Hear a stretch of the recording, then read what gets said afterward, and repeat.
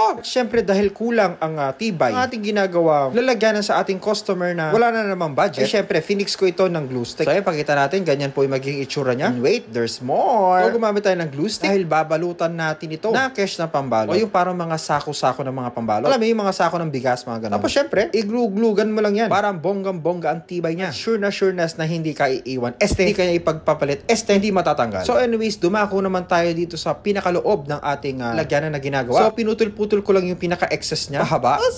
Tapos, gamit yung glue gun, tutupin mo to paloob. So, gawin lamang ito sa lahat ng mga sides hanggang sa matakpan at maglaho yung mga masasakit na nakaraan mo sa jowa mo. Mga karton at mga hindi kaaya-aya sa ginagawa mo. So, syempre, magdagdag na rin tayo ng pampadesign, di ba? Gumamit lang pala din ako ng cash na ribbon na parang Paris.